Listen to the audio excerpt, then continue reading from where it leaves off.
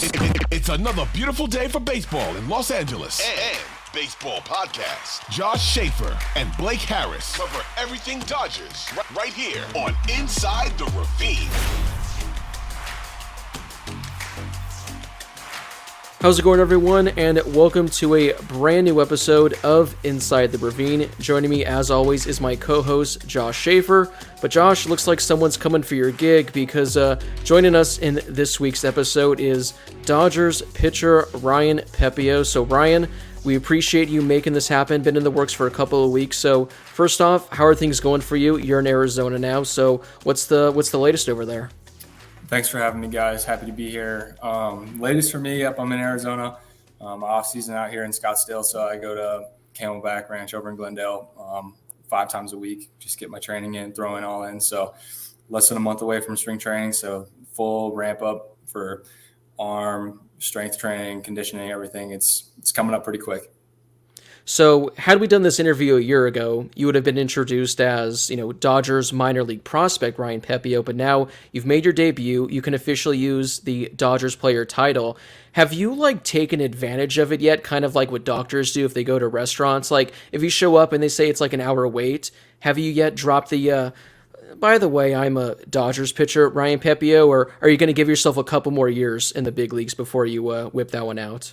I'll have to, establish that one before I use it all the time. I've used it a couple of times at golf courses to, try to get onto a nice course or maybe see if they'll give me a discount. I've had a couple of places I've made friends with that they know that I play, so they hook me up whenever I go out there.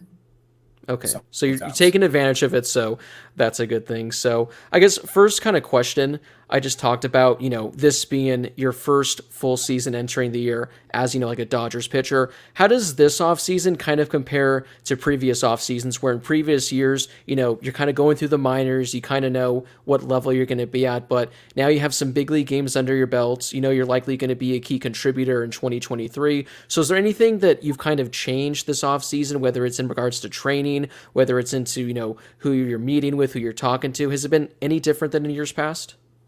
It hasn't been too different. The only difference I would say is this year, just fine tuning things a little bit more. Obviously got my feet wet a little bit last year, have some experience under my belt. So now it's just fine tuning those things, working on what I did well, and then picking up on the things that I can improve on. Just go out there and compete for a roster spot to help the team however I can, whether it's a starter or reliever. What are some of those things that you're working on right now and trying to improve in your technique and in your game? Yeah, so I've been working with the strength staff out here a lot, just to basically get my body moving in better positions so that I can access the zone more. Because when I'm in the zone, everything seems to be going pretty good for me. But when I'm not, obviously it doesn't work out very well for me. So it's just kind of making some minor tweaks here and there, getting my body moving so that I can let my pitches work for me in the zone.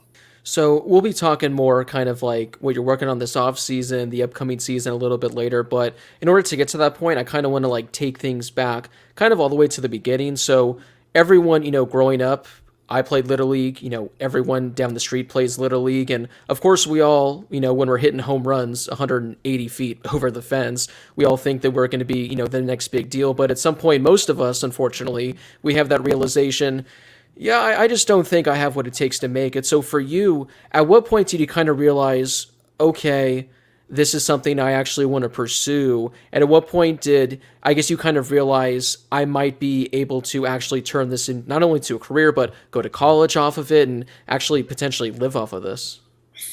In high school, I always had obviously like you said, playing Little League, wanted to play professional baseball. Never really in high school thought professionals was going to be the route that I ended up going. So going into high school and playing in the summer circuits with your travel team, I had started getting some recollection from colleges and all that stuff. So once I got that, I was like, okay, I can go to college and get a nice degree, get a business degree, go do something business-wise when I'm done playing baseball for 4 years. And then I would say, I don't know, after going in my sophomore year, I started to have some success my sophomore year, and then I started having agents come and start talking to me, reaching out to me, and I was like, whoa, this is kind of different. And then I went to the Cape and pitched and had a successful year in Cape. And that was when, I mean, there was like 30 scouts at like every game with their radar guns sitting behind. So like, Josh, like they're right there just staring at you the whole time, pointing the guns at you. And then I'd have someone come up and talk to me and all that stuff. And they're like, yeah, you can do this. And I was like, okay, if I'm going to do this, like, let's make it happen. So I would say my sophomore year of college all around was probably when I figured out like I can try to make this happen. So what was that experience like for you? Going up to the Cape. Obviously, it's a big deal for freshmen and sophomores in college. So what was that experience like, and what were some of the biggest things that you took away from that summer? I had a great experience all around. I went up there on a temporary contract, so I was only there supposed to be there for like 10 days. So I was like, okay, if I'm only here for 10 days, I'll figure out what I'm going to do the rest of the summer after that. So I was like, okay, you got 10 days to have fun, enjoy, and play against the best of the best in college baseball. So I tried to take full advantage of that. I actually really struggled my first two times that I pitched out there.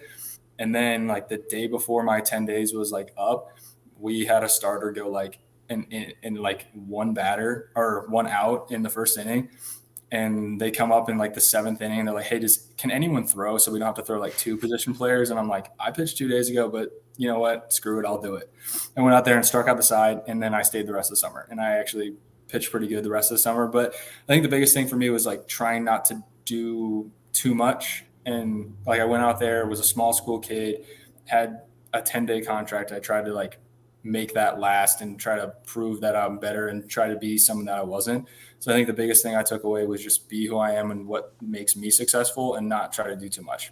Was there anything special that you kind of picked up there where you kind of refined your game maybe in a different way than you were used to? I would say that's a good question. Basically, when I had some success and I was like, okay, I'm a small school, mid-major kid. We don't play against the SECs, the Power 5 schools that often. And I would have success against those teams, going out there and having success against the best of the best in college and going toe-to-toe every few days against those guys. Me that I can do this and that I belong just the way that these guys are, even though that they're from bigger schools than I am. So you talked about being, a small school kid. Obviously, you go to Butler. I'm sure a lot of people out there aren't even sure if Butler has a baseball team. They think of their basketball team from the Final Four about 10 or so years ago. What was your recruitment process like? How'd you end up at Butler? Were there other programs that were offering you, or was it Butler they just gave you, you thought, the best opportunity for your growth as a pitcher? I had some other offers. I had Indiana University, Purdue University, some more in the Midwest region, a few of the bigger schools around there. It all came down for me. Like I was a pitcher in high school, and then I also played football. So I hadn't pitched a whole lot. And I wanted to go somewhere where I was going to actually get the chance to compete for a rotation spot to get innings under my belt. So if professional baseball did work out for me, like I was going to be ready rather than going to somewhere maybe like Indiana where I was going to pitch maybe 20 innings out of the bullpen for the whole season and not really learn my freshman year that much. So that was really like the biggest thing for me was to be able to go in and compete right away to have a spot to get innings under my belt. Oh yeah. So you go to Butler and you go to the Cape and you have the good summer there, and then you come back and your draft year comes along. And I remember this because having been at the Cape for that 1 year broadcast wise, and you start paying attention to all the guys that you either had on your team or you covered. And I remember your name comes up for the Dodgers. What was that? What was that draft? What was that moment like for you? And what was going through your head immediately after the draft? What a day. That was a good day. I was like at home with my parents and grandparents and my brother, and I got a call like a few picks before the Dodgers won, and I was like, okay, they're going to take you, and a few picks, don't say anything, don't tweet anything, don't text anybody, all that stuff. And like I had my phone on the ringer mode, so like I didn't miss a phone call, and like I hinted over at my brother to like get a little video because I'm sure my mom would have wanted it. And then we had like the laptop up to the TV streaming, and then like the tracker online was like a pick before, and next thing you know, like my phone blows up like right before the Dodgers pick, and like my mom's like, what's going on, why is your phone blowing up? I'm like, okay, it's happening, like I'm going to the Dodgers next pick. And so like that was a very special moment.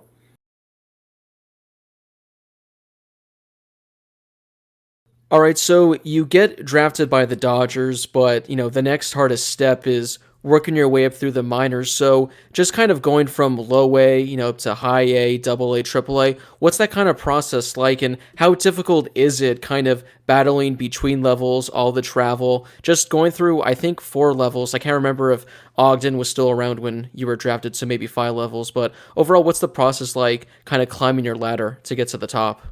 So I got drafted in 19, and then I spent like 2 weeks in rookie ball, just like kind of getting my feet wet and acclimated with the 5-day rotation schedule since I was used to college. So I did that for a couple weeks, and they sent me to Great Lakes, so I didn't have to go to Ogden. And I was familiar with it. Like I'd gone to games in South Bend, Fort Wayne, Dayton, because my grandparents live over by Dayton. So I'd been to some of the ballparks that we got to play at. So that was pretty cool. It's my first professional season getting to play in some stadiums I'd been to before as a kid. And then going through that, I had like a super strict pitch count, like 40 pitches, like was my max. So, like through one inning, or I'd go through I got to like almost 3 full innings for a start. And so it was kind of frustrating, but exciting at the same time, just getting acclimated to that 5-day schedule. And then I'd also thrown a bunch of innings in college that year, so that's kind of part of it. But I'd throw well, and then I'm like, I just want to keep going and keep playing. But then I understood, and it made a lot of that. And then the next year we had the COVID year, so I didn't even play that year. I went to the alt site, luckily. So I hope we never have to have an experience like that ever again. But luckily I was able to go to the alt site at USC and be around the coaching staff, get some as close to game like reps as you possibly could have, having live VPs. So we'd have coaches playing like third base and left field and all that stuff. So it was kind of hit or miss on like how serious it was. And it did get a little monotonous every day going doing the same thing. But we made it fun, had a good time there. So overall, that was a great experience. And then in 21, went to Double A. So I never went to Rancho. And I skipped Rancho. And then that year was the year they flipped anyway. So Tulsa was awesome. Loved it. The fans were great. The city was great. So the travel wasn't too bad. It was like, I think that was the year they didn't want us to travel a whole lot. So we only played our division. So it was like Springfield, which was like 2-3 hours. Northwest Arkansas was like an hour. Little Rock was kind of far, and that was like 4 hours. That was like the furthest to travel. And then Wichita, which was actually awesome because it was supposed to be a AAA stadium that they brought down to AA with the Twins having the Wichita team. And that was a really cool place. So getting to go there was a good group of guys that I played with either in 19 or had been friends with. So it was fun team to be around. And then spent like 2/3 of the season there, then went to AAA for the last third of the season. Great group of guys. Like I learned a lot, struggled a little bit getting acclimated to that and the differences from that. But learned from it going into this season. So I thought it was a overall great experience. Like each level you go up, the hitters get better. They get more disciplined. Everyone has better plans. And then when you get to AAA, you're playing with a bunch of guys that have some major league service time. So they understand. They've got thousands of at-bats. And it was kind of crazy going from AA where I was like middle of the pack age-wise at like 23, 24. And then I go up to AAA and I'm like the second youngest guy on the team. And our average age on our team was like close to 30. And I'm like, all right, I'm about to get married this offseason, but most of these guys are married. Some guys got kids, and then they got years of big league service time, and I got drafted 2 years ago. So going into that was a little intimidating, but a lot of the older guys, like, they took me under their wing. They showed me the ropes. They're like, hey, we were in your shoes. We want to help you. So even though, like, I didn't pitch the greatest and numbers-wise, but I still thought it was a great experience. I was going to bring this up before you even kind of just mentioned it yourself, but now I'm really going to ask it. So it seems like I don't necessarily think it's a cliche, but you notice a lot of times really in any sport when someone goes through the ranks or they play at multiple different levels, whether it be high school, college, professional, or obviously going through the minor leagues, they say that, you notice that level of competition or that level of skill increase. And I know you probably saw that going from college to the Cape League and then back to college or something like that. But what is it like going from one level of minor league baseball to the next as a pitcher? Is that something that you notice very quickly facing batters at different levels? Yeah, definitely. Each level you go up, the hitters are more disciplined. They have different plans. Like when you're in A ball, rookie ball, like if you throw a first pitch fastball, it's getting swung at. So like either if you locate it well, you might get a swing and miss or you get an easy out. If you throw it down the middle, you're probably asking for another ball. And then once you go up, more. Like guys have plans. They read more into the scouting reports. They're like, okay, these are my attack zones. These are where I can go after the ball. If I see it here, I'm going to swing. If not, and then each level you go up, the chase rates go down, down, down. So it's like you get away with stuff in the lower levels of the minor leagues. You throw a slider that bounces before the plate. Well, you might get a swing on that, but if you throw that in AAA, you're going to get it spit on and no one's going to even take a look at it. You might get one swing out of 15, where in the lower levels you might get a few swings. So it was just like each level gets different and harder, and it prepares you for the ultimate goal. And it's just kind of a learning curve. You go up there and it's kind of, you just go for it, you do your thing, and you stay true to who you are, and then you just kind of learn and go along and make adjustments as needed. Yeah, so like you just, talked about how you had to go through the ranks. Obviously you skipped Rancho, but you were with a lot of leagues, a lot of teams, and you probably, I'm not great with learning names, but it sounds like you've had probably like 100 teammates over the last few years. Are there any guys who you've been teammates with, whether it was at, Great Lakes, Tulsa, Oklahoma City, that haven't cracked the big leagues yet, that might, next year, the coming years, that maybe Dodger fans should keep an eye on, guys that you got to see firsthand, whether they're a hitter, whether they're a pitcher, but you saw them and you went, yeah, this guy is going to be a stud whenever he cracks the big leagues in a couple years? Yeah, Michael Bush. Hopefully this year. I mean, he's 40-man Geisen now, so it makes sense this year. He's really got to play with him every level. We went to Great Lakes together in 19 and then started in alt site together, then AA, and then he came up to AAA this year. Great player, great dude. So he's an easy guy to root for. He works hard and puts his head down, and he's one of my good friends. So would love to see him contribute at the big league level. Gavin Stone, Bobby Miller, those guys are studs. Everyone knows those guys. Diego, he's great. I mean, I threw to him when he was 18, and I was like, there's no way this kid is 18 and he catches the way he does. And the great thing about him, too, is like he's smart. And like he knows how to call games, he knows how to control things, and he can swing the bat, too. And one of the crazy things is like he's fluent in Spanish and English. So like it's the language barrier isn't there, and he's just a super likable guy and easy to root for. Well, I know Josh is going to like the Michael Bush nod because he's a Chatham guy. He's the Chatham alum, so yeah. he loves that. One final thing, Ryan, about your minor league journey, just because again, some guys it takes them a while, some guys they kind of go through it quickly. Obviously, every year, every outlet imaginable has like a top 100 prospect ranking. Were you a kind of guy where I know a lot of guys will say, yeah, it's interesting to look at, but I don't pay attention to it, but that is a big accomplishment. It is something that not every prospect can be. Obviously, you've been in a top 100 prospect ranking numerous times. Was that something you ever paid attention to, just to kind of see where other outlets had you as, and kind of maybe take a step back and say, this is a pretty big accomplishment? Or was that kind of just something you threw on the back burner and said, it is what it is, but what matters most is eventually, getting to the big league level and proving myself there as opposed to, in the minors? A little bit of a combination of both. I try not to read too much into it, but at the same time, like you said, it is a cool accomplishment to be up with those guys and be considered one of the best in baseball. So it is a cool accomplishment and something I am proud of. I think earlier on, I was drafted third round, small school kid, so I think I got looked over a little bit, I guess you want to say. So being able to be ranked with some of those guys that were first rounders, or they're international guys that signed for a lot of money that are uber prospects, and to be up and with some of those guys was really cool. But as it went on, I try not to look too much into it, because you can get totally lost in all that stuff and just care about that. And when you're caring about stuff off the field, you bring that onto the field, and that just is not a recipe for success. And of course, you do get that opportunity to make your major league debut. I know that's kind of an interesting story. So what was that like for you, and what were some of the logistics behind getting there for your first Dodgers game?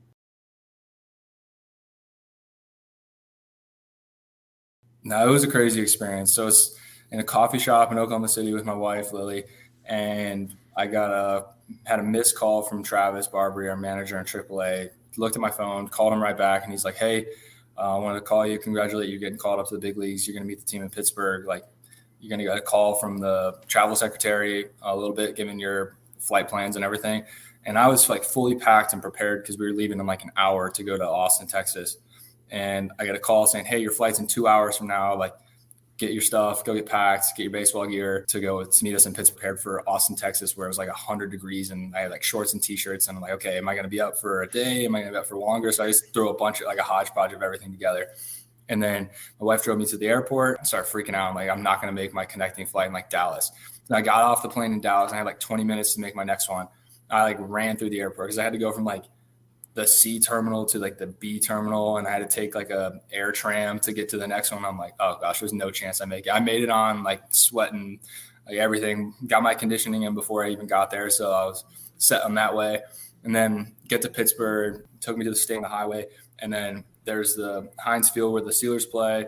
And then you can see the Penguins Stadium like in the distance, and then the Pittsburgh skyline, and then PNC Park's right by the river. So it's super cool just like driving up and then pull up through the security gates and go like under a tunnel, and you get dropped off, and then you walk with your bags into the clubhouse and you see everybody and you're like, okay, like this is it. Like I'm here. Like, let's have some fun. All right. So I have a bit of a two-parter. My first part is you guys are playing in Pittsburgh, which, you know, not a huge fan base that's currently going to their games. When you were on the mound, I'm sure there was a lot of emotions going through you, but could you hear your family and friends from where they were sitting with how little fans were in attendance for that game? I couldn't hear my family. I knew where they were. I could see them up there. Like you said, I mean, it was a day game on a Wednesday in Pittsburgh, so it wasn't a whole lot of people there. But it was still a crazy experience. But once I get on the mound, I like take like a full circle view of everything. And then after that, it's just locked in. I don't hear anything, kind of just fully zoned in, just me and the catcher.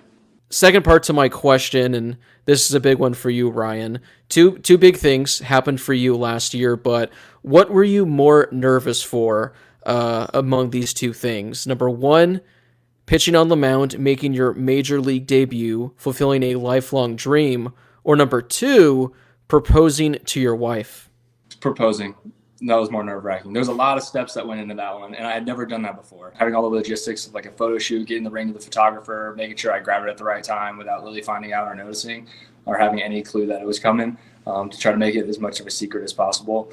That was more nerve-wracking because I have pitched a million pitches probably before. So it's just another game. Yes, is it a bigger stage? Yes, it is a lifelong dream. Absolutely. But just trying to like take that aspect that you've done this before, just because it's a bigger stadium and bigger ballpark and bigger scene per se, it doesn't make it any different than another game that I've thrown before. 100 different games at different levels, and you've thrown 1,000 pitches. But who are a couple of guys that you would love the opportunity to not just face, but potentially even strike out? Joey Votto would be one because I grew up a Reds fan because it was the closest stadium to me, and my dad grew up in Ohio, so kind of raised me that way. So watching him as a kid, that would be a fun one. Aaron Judge would be another fun one. I mean, obviously 62 homers last year and MVP, like that'd be a super cool one. And then Luis Arias out because he took every single thing I threw at him. He hit like a double off the wall, second pitch of the game, took me deep for a couple 2-run homer. And then I threw him a changeup and he broken bat singles me. And I'm like, what else do I have to throw at this guy to get him out? So that would be another one just because he crushed me. So, you show up, to make your major league debut. You kind of went, back and forth then the rest of the season between AAA and the big leagues. But what is it like, as a young pitcher walking into the dugout and seeing Clayton Kershaw, Walker Buehler, David Price, Julio Urias, guys that are going to be in the Hall of Fame, guys that have won Cy Youngs, guys that are getting Cy Young votes every year. Not every team, has the luxury of having some of the best talent in the game. So as a young guy, just what's that experience like? And were they able to, give you any guidance, teach you anything that maybe you didn't know about yourself as a pitcher up until that point when you made your debut? No, it's a great experience. You walk in that clubhouse and there's big time names, MVP, Cy Young awards, like you said. So just being able to be a part of that and be on that team is very special and very humbling. And so just trying to pick their brains, but not also be the annoying rookie. So picking my time and place where you go up and talk to them and ask them questions. But also the guys are super cool and super genuine where they came up to me and would try to give me some advice because they're like, hey, a few years ago, like we were in your shoes. Like we we're the guy that came up and got sent down. We were the guy that was a rookie. We were a rookie at one time, so we know what you're going through. Like, let's give you some advice, or like, people did this to us before, so like, we want to pass it on to you. So it was a great experience to have the support from those guys. And what's it like working with Mark Pryor? He's great. He's smart, and he pitched in the big leagues, and he's really good. So just having that experience, and where he can bounce ideas off of you and say, hey, like, why'd you do this? I would have done this. And then just having his support and him wanting me to be the best I possibly can be, it's awesome having that in your corner. So I know you're in Arizona now, but, pitchers and catchers don't report, I think, for 3 weeks, so you probably haven't had a chance to have those conversations. But whenever the conversation does come about of what's expected out of you for 2023, what are you kind of looking forward to this season? Because obviously, you came through the minor league system as a starting pitcher. You were ranked as one of the top starting guys, but the Dodgers have a plethora of arms where you might have to log some innings out of the bullpen. I'm sure with injuries, you'll be making some starts. So how difficult is that on you to kind of navigate, your starter routine, and then all of a sudden one day you might need to come in the third inning and give the team 2 innings as opposed to, 5 or 6? Yeah. The Dodgers do a good job of like testing us out of the bullpen through the minor leagues, like coming out as like with an opener or something like that, just to have that experience so you don't go to the big leagues and your first time ever coming out of the bullpen is in the big leagues. Right. So I've done it a handful of times, so that has helped. And, whenever your name's called, whenever my name's called, whenever it's a starter out of the bullpen, doesn't matter to me. Like, I'm going to give everything I got. So whatever I can do to help the team win ball games, because that's the end goal, is just win games and winning championships. So if it's making a start here and there and then throwing out of the bullpen, awesome. If it's only starting, awesome. If it's only bullpen, awesome. Whatever it is, however I can help the team, that's what I'm going to give my effort towards. So now going into this next season, what's something that you kind of want to accomplish for this upcoming year? What are you looking to improve on? I've done a lot of work this offseason on just getting my body into better positions to access the zone more. I had some success when I was throwing strikes, and then when I wasn't, obviously things didn't go so well for me. So just being able to do that more and more consistently with not just only my fastball, but change up and slider as well. So just kind of fine tuning things and just minor tweaks here and there, nothing overhaul change wise, just fine tuning the minor details that are going to ultimately affect me in a big way. So I was able to find this clip, Ryan. I don't know if you'll be able to on your phone. You might have to get it a little close if the clip's able to play. But this happened against your start, I believe it was against the Marlins. And I think you were at a career high in pitches. I think you were above 90 pitches. And this thing happened. I don't know if you go back and you watch the games at all, but I posted this and it kind of blew up on Twitter because a lot of people were in love with what happened. So again, you might remember this, you might not. But I'm going to show a clip, and it's of Dave Roberts essentially. Again, you're looking, it's at 90 pitches. I don't know if this was the weekend when it was 100 degrees out. I don't think it was. But essentially, instead of pulling you out, he opted to let you finish the inning. You end up getting out of it. So I'm just going to try to show the clip again. If you're able to see it, great. But I kind of want to show this to you. Again, maybe if this is the first time you're seeing the broadcast of it, then kind of just take us through what was going on in the moment and then what Dave talked to you about when he pulled you from this game. He's on his hips. Is he going to let him go? All right. He's decided. Ryan Anderson. Step down. Let's watch. With a bark out there at him. Go get him. Yep. I don't know if I've ever seen him do that.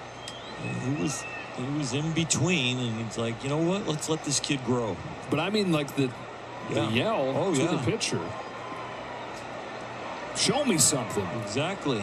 Maybe he got a glance from Ryan, and he's like, no, I'm not coming. Let's go. It happened by accident, folks. Strikeout for Pepiot. Good pep talk, Dave. Good confidence, young man. Show some confidence. Here we go. Don't glance over here. I'm with you. Right-handed hitter. Top left side, charging Muncy, finishing off 6 innings for Ryan Pepiot. And Dave Roberts loves it. He said, show me something, and Pepiot did.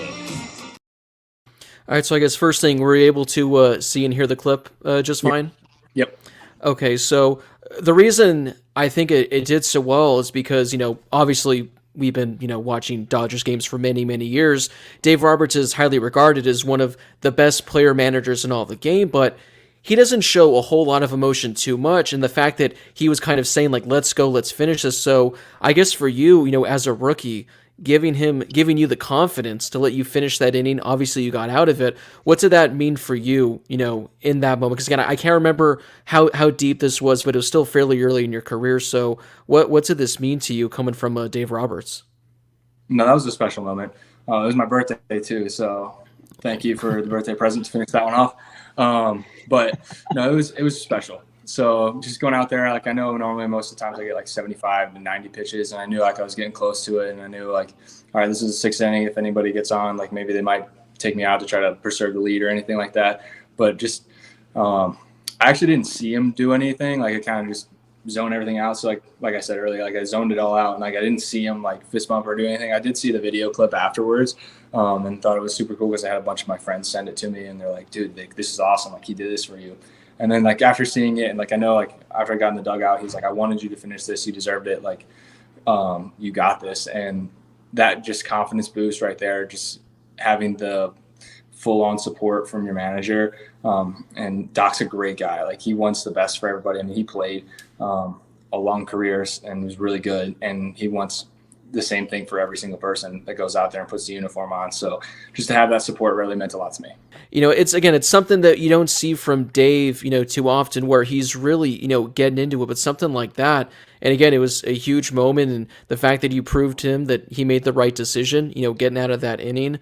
So I just thought it was a cool clip. And again, I don't know how often you guys are able to see like TV broadcasts, because I'm sure there's a lot that's shown. Like you said, you didn't see him like in the dugout nodding his head, giving the fist bump, saying let's go. So just wanted to throw that by you, because again, I thought it was a cool clip. I remember when it happened, it took off because everyone was like, this is awesome, because this is something we want to see more of, giving a young rookie, giving him a leash to, finish the inning, give you some more experience. And I'm sure for you especially, that built a ton of confidence, not just for the rest of your season last year, but for 2023, you now know, listen, I can throw nearly 100 pitches. I can go 6 innings. I can do it.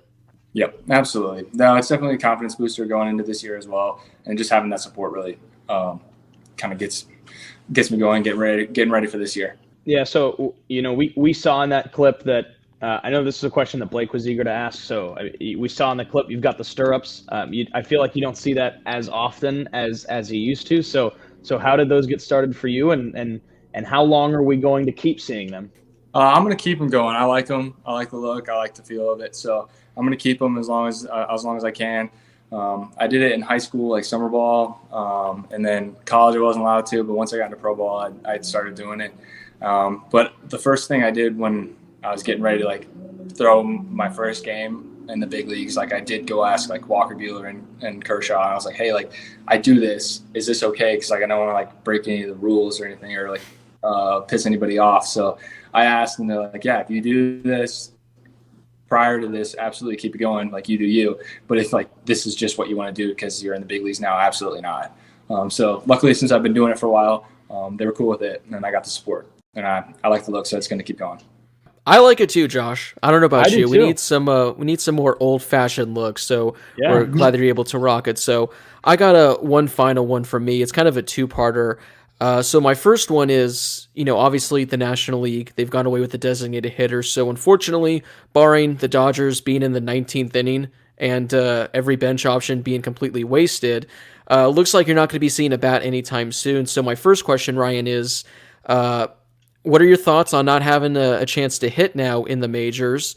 And two, how long do you think it would take for you to get your first big league hit if pitchers are still able to hit in the National League? I'm happy I don't have to face the guys. I'm happy I'm going to take my 250 minor league career average to the grave with me. So I'm happy I don't have to face the guys. Would I like to have to face a pitcher? Yeah, because he's one less big power lineup guy. But it's part of the game. So I'm going to go generously, probably taking like 20 at-bats to get a hit.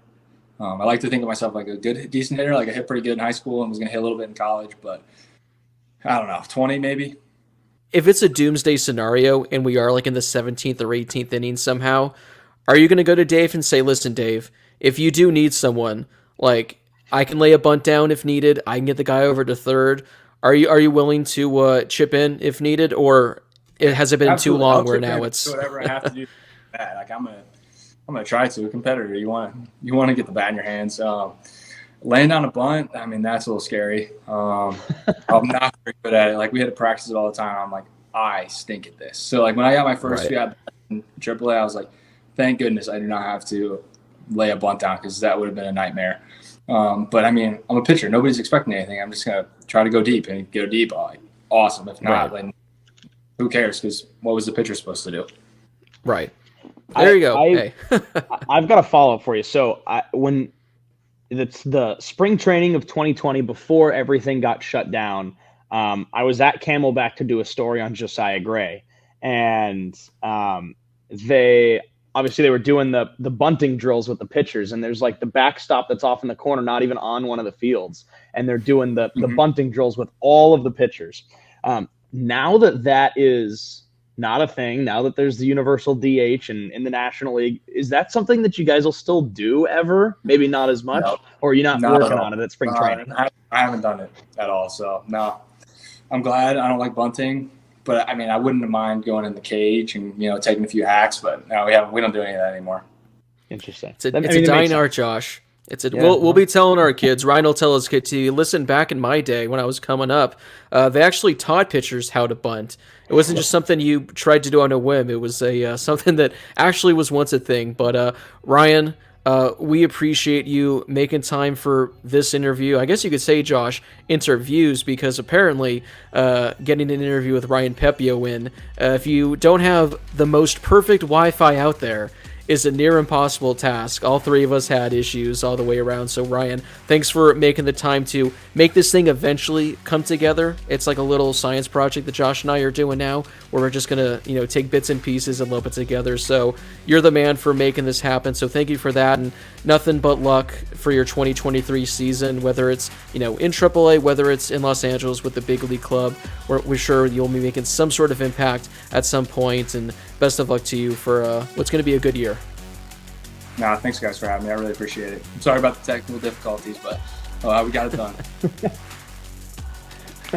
Thanks, Ryan.